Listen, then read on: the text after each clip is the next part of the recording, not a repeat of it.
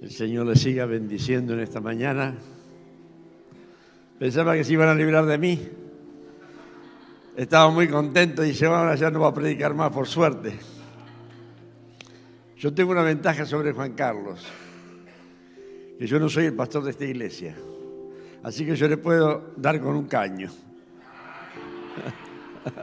Y a Juan Carlos también. Vamos a compartir la palabra del Señor en un pasaje muy conocido de la Escritura que se encuentra en el libro del Éxodo, en el capítulo 3. Es el famoso pasaje de la zarza ardiente.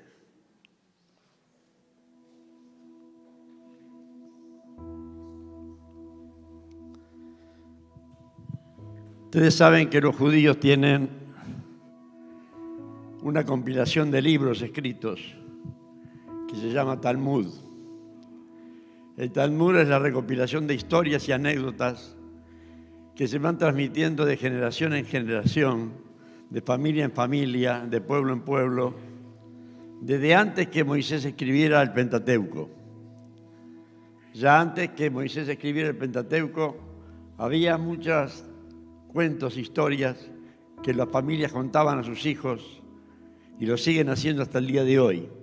Hoy en día lo tenemos compaginado en cientos de libros, porque cada rabino hace su propio Talmud, con las historias y anécdotas que le enseñaron otros rabinos y que recuerdan desde su infancia, y van recopilando y escribiendo. Yo tengo más de 20 tomos de Talmud, y hay cantidad de historias tremendas, algunas preciosas. La mayoría de las parábolas de Jesús están en los Talmud también. Muchas parábolas la contaban ya los judíos en sus familias. Y la historia de la zarza está muy relatada en el Talmud también. Era muy famoso el monte Horeb o Sión, son los dos nombres que tiene el monte de Sión o monte de Horeb. Era muy famosa la historia de que allí era el monte de Dios. Y se decía que había permanentemente truenos, relámpagos, fogonazos. Y los madianitas que vivían ahí cerca, porque el suegro de Moisés era Yetro, sacerdote de Madián, hablaban del monte como el monte de Dios. Moisés, a los 40 años, descubrió que no era egipcio. Esteban nos dice que Moisés fue enseñado en todas las ciencias y las artes de los judíos, de los egipcios, perdón.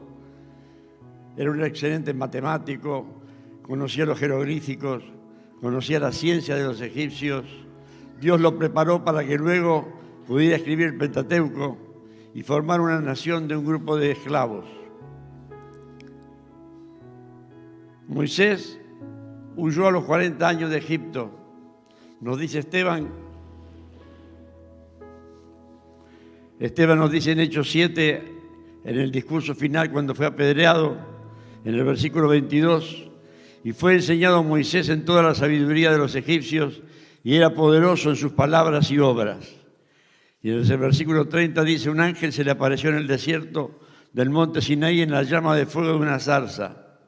A este Moisés lo envió Dios como gobernante y libertador por mano del ángel que se le apareció en la zarza.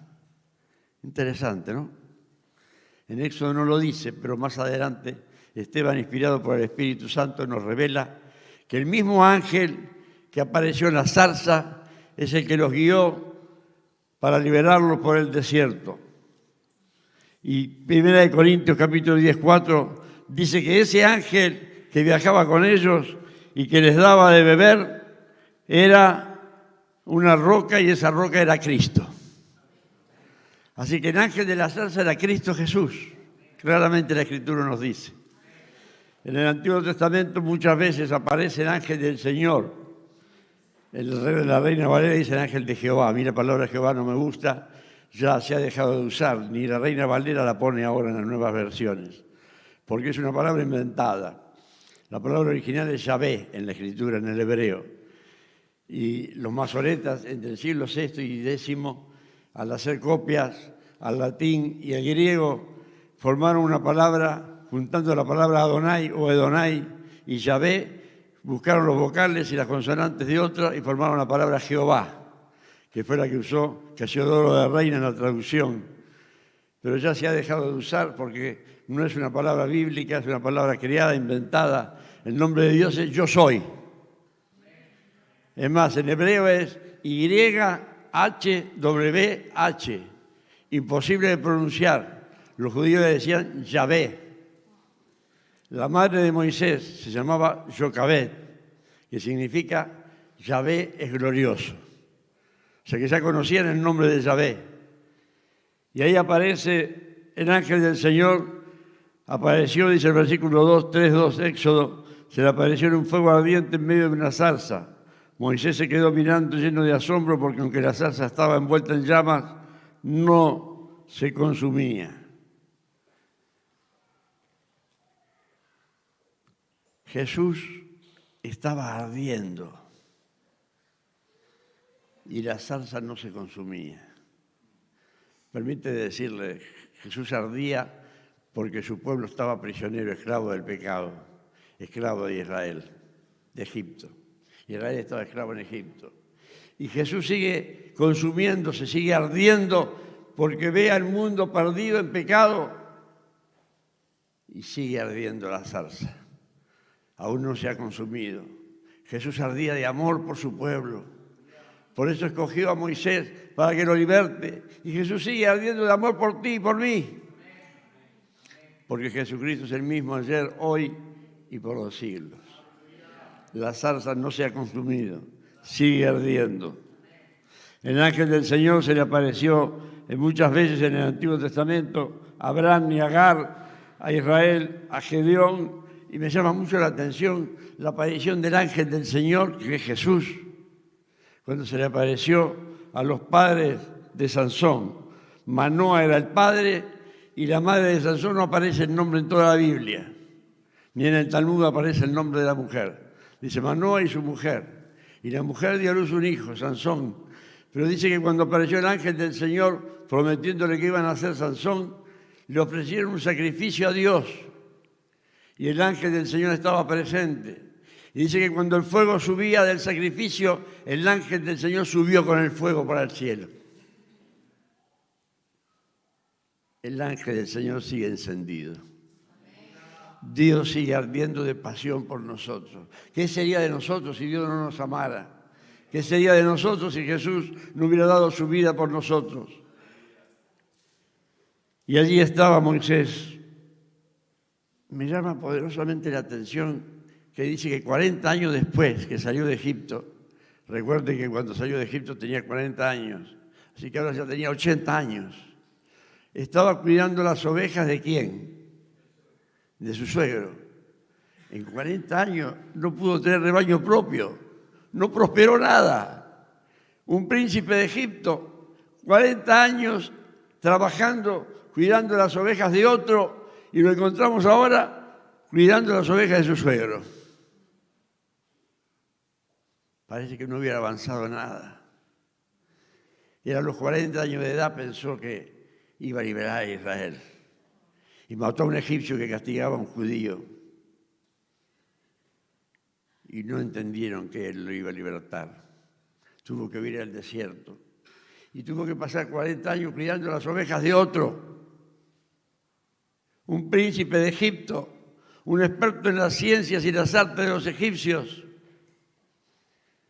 Y dice que él vio la zarza y dijo, iré yo a ver qué es esa gran visión. Mientras que él veía la zarza de lejos no pasaba nada. La zarza no hablaba, el ángel de la zarza no hablaba, no decía nada. Pero cuando dice que cuando...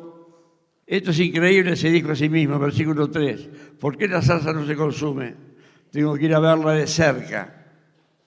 Si quieres saber por qué la zarza no se consume, tienes que ir a ver a Jesús de cerca. Si quieres saber por qué Jesús te sigue amando y sigue amando este mundo, tienes que verlo de cerca. ¿Entiendes lo que quiere decir esto? Si lo sigues mirando de lejos, como un espectador más, no va a pasar nada. Pero Moisés dijo, yo voy a ir a ver de cerca por qué la zarza no se consume. Dios quiere que nos acerquemos cada día más a Él, que le busquemos de corazón. No que vayamos los domingos a la iglesia. Dios quiere tener un contacto contigo. Esa decisión de ir a verlo de cerca hizo que Dios lo llamara. Mientras la veía de lejos no pasó nada. Dios quiere que te acerques. Acércate a Dios a pesar de la oposición. Cada vez que te quieres acercar más a Dios, Inma nos contaba que tuvo problemas con el niño. ¿Por qué? ¿Sabe por qué tiene problemas? Porque está buscando al Señor. Si tú estás buscando al Señor vas a tener problemas. Hay una historia que nos cuenta la palabra del Señor. Marcos capítulo 2 nos cuenta la historia que Jesús dice que llegó a Capernaum, fue a la casa donde se alojaba, que sabemos que era la casa de Pedro, y una multitud se enteró que él había llegado y vino para verlo, para oírle, para verle, para aprender de él. Y había un paralítico con 4 amigos en una camilla que quería ir a ver a Jesús para que lo sane. Llegaron contentos. Llévenme, me enteré que está en la casa de Pedro. Los 4 amigos entusiasmados agarraron la camilla, llegaron a la casa de Pedro con la sorpresa que la puerta estaba abarrotada de gente. Cada vez que quieras ir al Señor a verlo de cerca, vas a tener oposición. Vas a tener multitudes que te impidan. Vas a tener cantidad de problemas que te impidan acercarte a Dios. Llegaron a la puerta, por la puerta no podían entrar. Vamos por la ventana. Las ventanas estaban llenas de gente. La gente sentada en la ventana. Miraban cómo pudieron adentro. Había un solo lugar pequeñito al lado de Jesús. Y dijeron, vamos a subir al techo. Subieron al techo, buscaron sogas. No era difícil de conseguir, eran todos pescadores los que vivían allí. Las casas tenían una escalerita.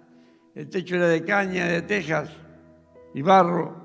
Sacaron las tejas, sacaron caña, hicieron un agujero en el techo y bajaron al paralítico delante de Jesús.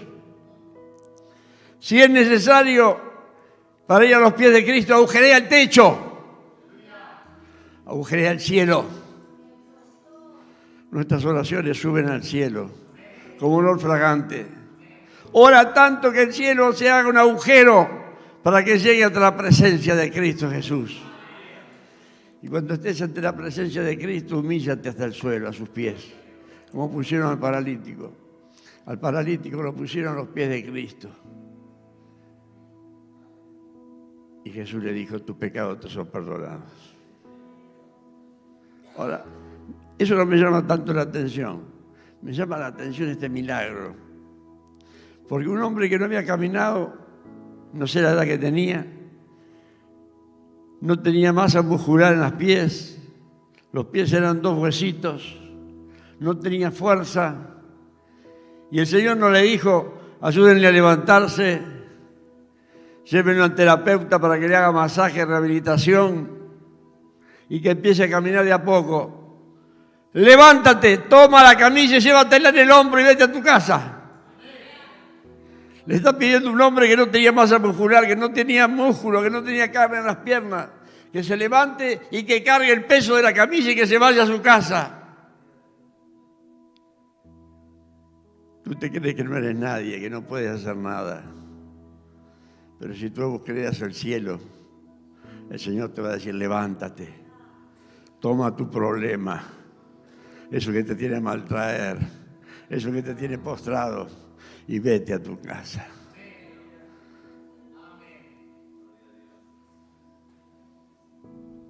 Moisés no vio al Señor, él vio un fuego. Nosotros tampoco lo vemos, pero sí oímos su voz. En este momento, al leer, al escuchar la palabra, estamos escuchando la voz de Dios.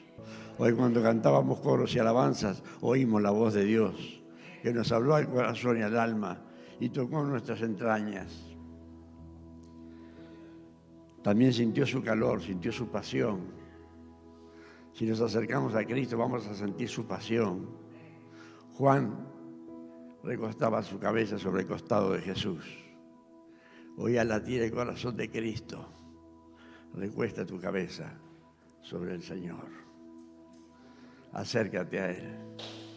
Y cuando Él vea que tú te acercas, que tú te decides no a jugar a la iglesia, No ir los domingos a ser cristiano, sino a ser cristiano todos los días de tu vida. Cuando Él vea eso, entonces te va a llamar. ¿Y sabe cómo lo llamó? Moisés, Moisés, 2 veces. Cuando habló con Pedro, el que le iba a negar, le dijo, Pedro, Pedro. Cuando Marta estaba ocupada sin prestarle atención, le dijo, Marta, Marta. Siempre el Señor llama 2 veces cuando quiere hablarnos con urgencia, darnos un llamado, darnos un mensaje.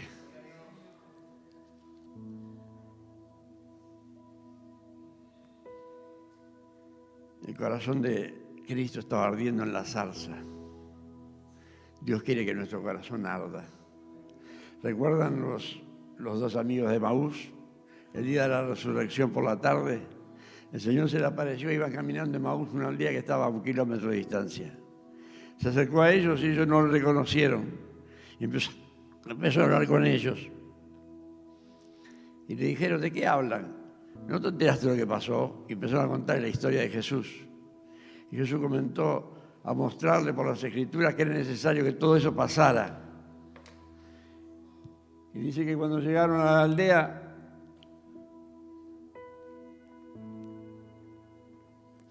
Jesús se despidió como que seguía de largo. Y se quedaron solos. Y se dijeron uno al otro, ¿no ardía nuestro corazón cuando nos describía, nos revelaba las Escrituras? Busca a Jesús hasta que tu corazón arda, hasta que la palabra de Dios te haga arder. Cuando oras, arde tu corazón.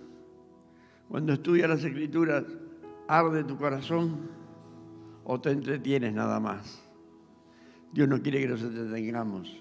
Dios quiere que nuestro corazón arda, que su ardor, el ardor de la zarza, se transmita a nuestros corazones y que así como Cristo siente amor por las almas, lo sintamos nosotros también. Y entonces nos va a llamar Juanjo, Juanjo, Juan Antonio, Juan Antonio, Juan Carlos, Juan Carlos, Rosa, Rosa. Ya quiero que vayan a servirme. Ya quiero que le cuenten al mundo cuánto les amo. Ya quiero que ardan de pasión por mí. Ya quiero revelarle las Escrituras. No ardía nuestro corazón mientras que Él hablaba con nosotros. Pero pasó otra cosa muy interesante también. Cuando Moisés se acercó, le dijo, alto Moisés, hasta ahí nomás. No te acerques más. Quita la sandalia de tus pies. Porque el lugar que estás pisando es santo. No podemos venir a Dios con el polvo de este mundo. Este mundo nos lleva por distintos lugares y se nos pegan un montón de mañas y costumbres, hasta en la manera de vestirnos, en la manera de hablar, en la manera de conducirnos. Dios quiere gente responsable, que busque la santidad, que le sirva con responsabilidad. El Talmud nos cuenta una historia muy interesante también, que creo que ya se la conté en otra oportunidad. Dice que un hombre, un granjero, necesitaba un empleado para que le atienda a los animales y no conseguía a nadie. Él pedía que el que venga viniera con una carta de recomendación. Y vino un hombre con una carta de recomendación. Me manda el granjero fulano de tal. A ver, voy a leer la carta. Leyó la carta y decía solo esto. Este hombre duerme bien cuando hay fuertes tormentas. Y yo digo, ¿qué querrá decir esto? ¿Qué recomendación es esta? Este hombre duerme bien cuando hay fuertes tormentas. Pero como no conseguía a nadie, lo tomó igual. No sé lo que querrá decir esto. A los pocos días de estar trabajando, él dormía en un cobertizo grande donde había vacas, ovejas, cerdos, caballos, el alimento de los animales, los corrales, gallinas. Y en un rinconcito de esa habitación grande, de ese galpón grande, había una camita y ahí dormía el hombre. Y una noche se levantó una tormenta terrible. La casa, las ventanas de la casa se golpeaban. Parecía que todo se iba a venir abajo. Y el dueño de la casa se levantó preocupado, dijo, ¿cómo estarán el ganado? ¿Cómo estarán todos los que están en el granero? Y fue rápido en medio de la tormenta al granero, abrió la puerta del granero, miró y el hombre dormía plácidamente. Las vacas estaban limpias, las ovejas estaban limpias en los corrales, los animales tenían toda su comida, todo estaba ordenado, pulcro, las ventanas bien cerradas, los corrales bien cerrados. Y ella entendió, este es un hombre responsable.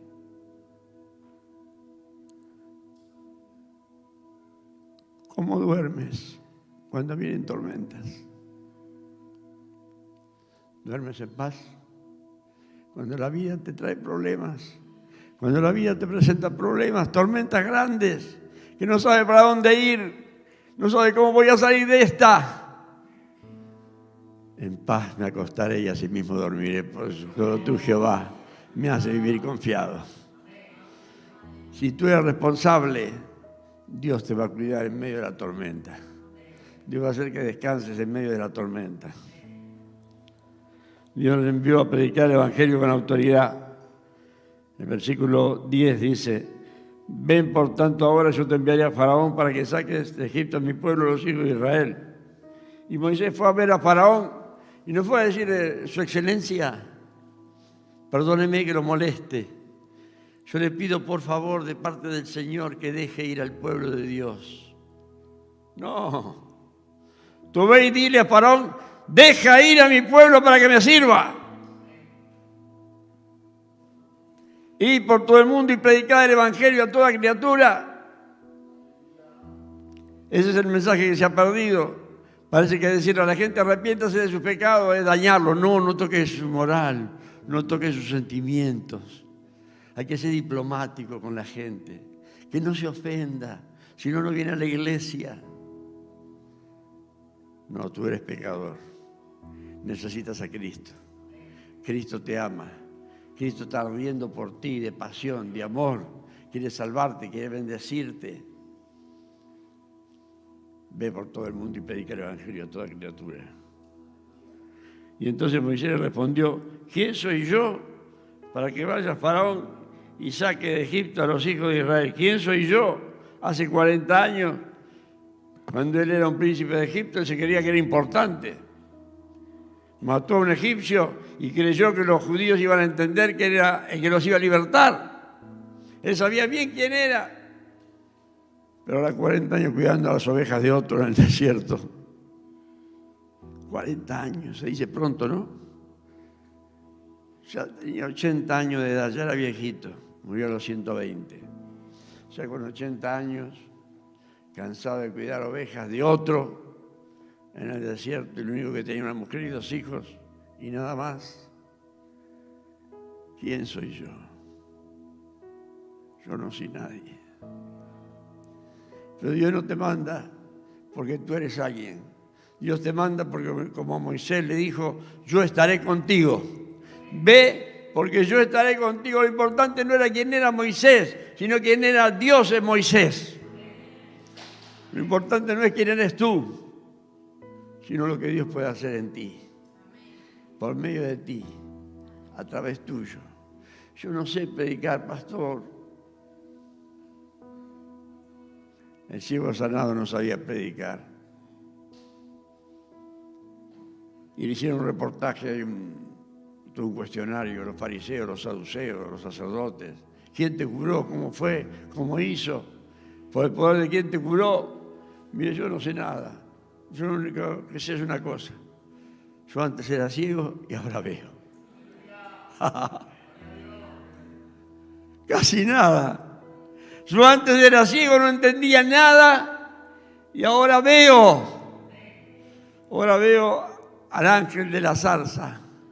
Veo que sigue ardiendo y que no se ha consumido, que sigue amando al mundo y que me sigue amando a mí. Y me da el privilegio, la bendición de servirle. A mí. ¿Quién soy yo para estar aquí? ¿Quién eres tú para llevar el mensaje de Cristo? Pero Dios en ti te hace poderoso. Dios en ti te hace poderoso. Ve, porque yo estaré contigo. Y si me preguntan cuál es su nombre, ¿qué les responderé? Yo soy, me envía. Le preguntó eso, ¿saben por qué Moisés?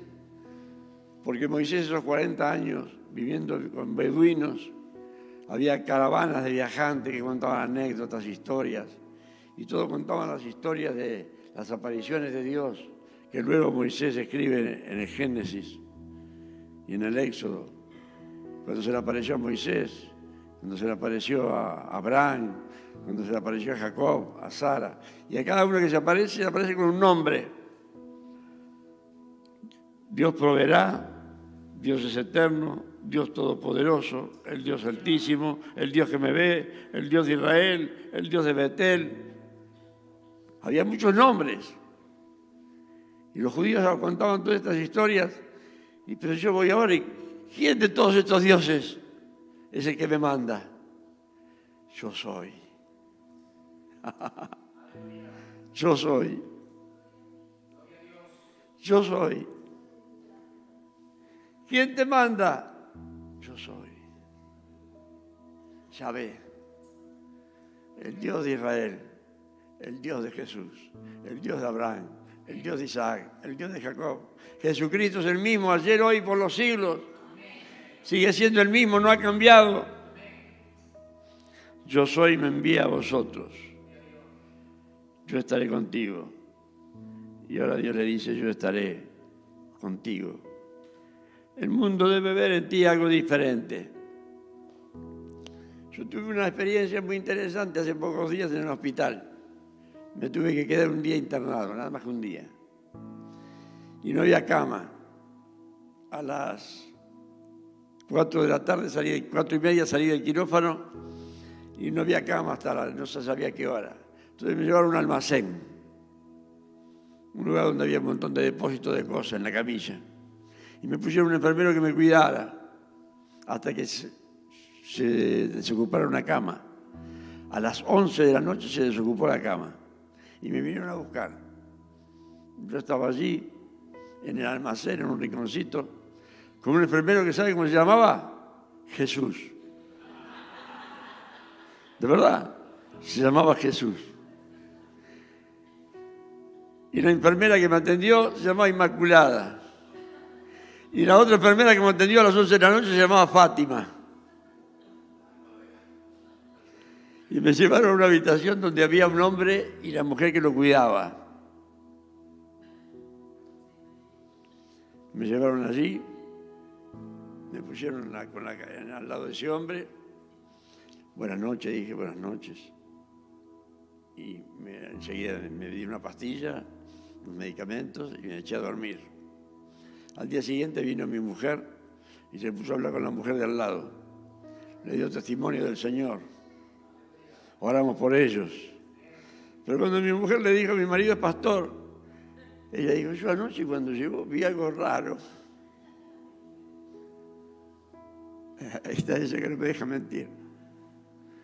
Vi algo que irradiaba algo extraño.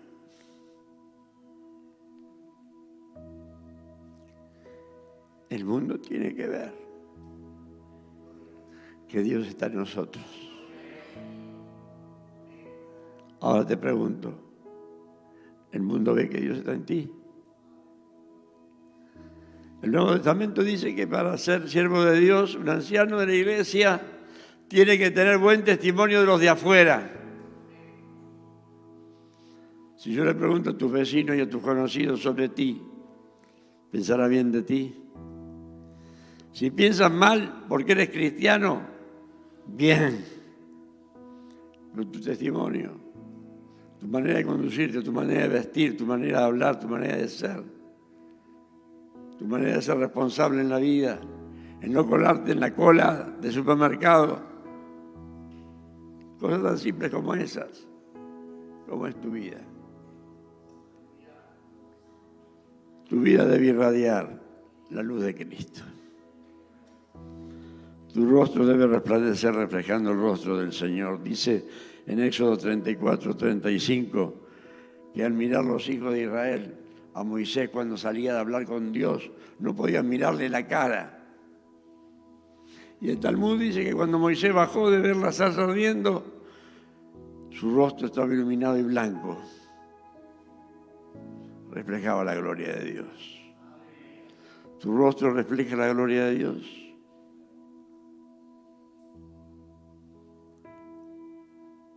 Les digo esto para que meditemos. Hoy es un mensaje de meditación. Jesús nos está diciendo, nos está invitando a que nos acerquemos cada vez más, a que le busquemos de corazón, a que dejemos que se refleje en nosotros, a que sintamos el ardor de su corazón y que arda nuestro pecho también, por amor por las almas, por amor por la iglesia, por amor por los demás, como Él nos ama. Quiero invitarte a ponerte de pie, terminar con una palabra de oración.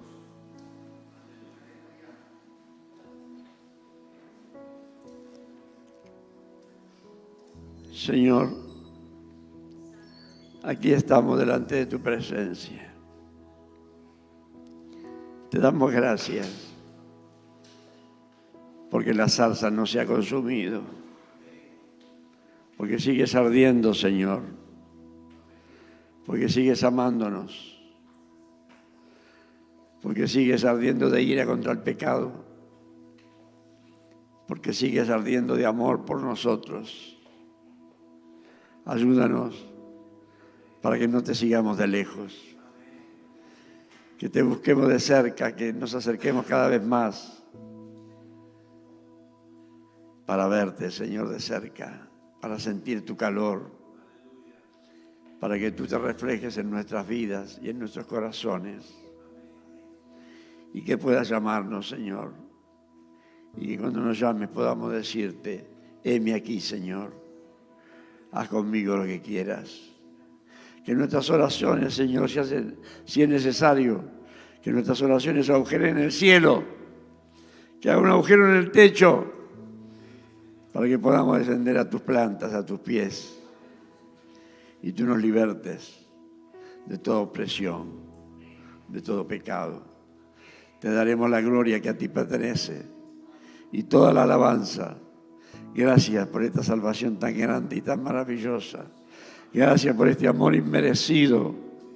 Gracias porque nos amaste de tal manera que no nos negaste ni a tu propio Hijo, Señor. Te adoramos y te bendecimos y nos ponemos en tus manos, en el bendito nombre del Padre, del Hijo y del Espíritu Santo. Amén.